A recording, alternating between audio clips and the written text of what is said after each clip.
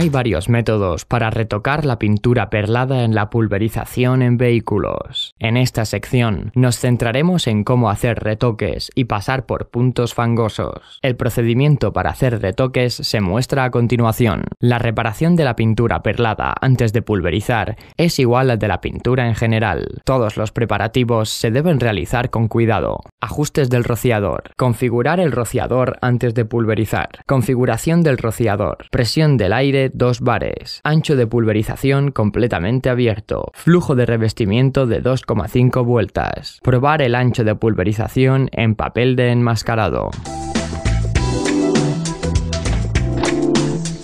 Pulverice la capa base hasta cubrir el sustrato. El área de pulverización debe expandirse tras cada pulverización. Antes de la aplicación nebulizada, pulverice una fina capa base sobre la superficie de la imprimación, para que el área pulverizada sea ligeramente mayor que la superficie de la imprimación. Compruebe si hay defectos en el sustrato. Cuando no destelle, continúe pulverizando. El área de pulverización es mayor que el área nebulizada. Vuelva a pulverizar la superficie para asegurar que se cubra la capa base. Transición del revestimiento base. Añada del 50 al 60% de disolvente a la pintura después de pulverizar la capa de color. Y después, pulverice gradualmente 1 o 2 veces sobre la capa de color para conseguir un área de transición suave. Tras pulverizar la transición, la superficie de la capa base será uniforme. Si es irregular, afectará a la disposición de la capa perlada y el efecto destello. Secado de la capa base. Asegúrese de que la capa base esté seca tras pulverizar. Si no, se mezclará con la capa perlada, causando decoloración. Tras pulverizar la capa base, busque y elimine el polvo y partículas. Si no, los defectos de la capa base no quedarán cubiertos al pulverizar la capa perlada.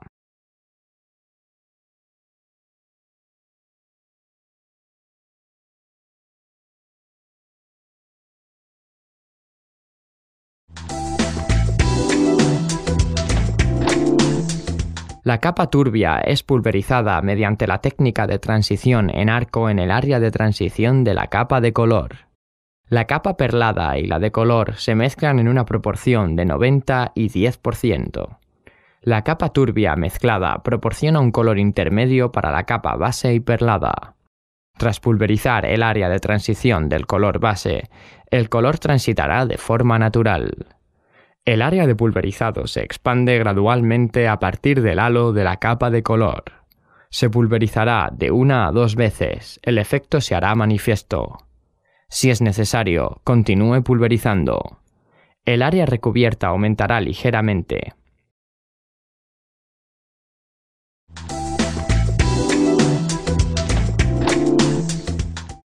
Pulverice la capa perlada en el área de transición turbia. El rango de revestimiento deberá expandirse tras cada pulverización. La pulverización se realizará de acuerdo con las condiciones de revestimiento y las veces determinadas en la tonificación. La placa de prueba de color debe ser contrastada para confirmar el efecto de color de la capa perlada y evitar diferencias en el color.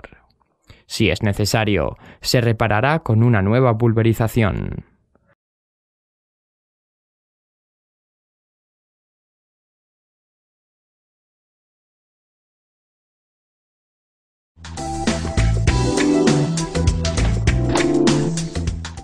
Pulverice la capa de barniz sobre el área de transición de base. Cubra toda la chapa con el mismo método. Primero, pulverice una capa fina sobre el área de transición de base. Si la capa de barniz es pulverizada pronto o estando húmeda, podrán aparecer manchas nubosas de partículas de perla y marcas. Tras desaparecer el destello, toda la chapa se cubrirá con una capa de barniz uniforme. Preste atención a la textura de la película de pintura, su plenitud y su brillo. Secado. De acuerdo con las instrucciones del manual del producto, se debe secar forzadamente la chapa después de reservar un determinado tiempo de reposo. Un secado forzado sin tiempo de reposo fácilmente puede causar orificios o espinas. La placa se dejará aún en la sala de horneado durante 10 o 20 minutos y a continuación se horneará a 60 °C durante unos 30 minutos.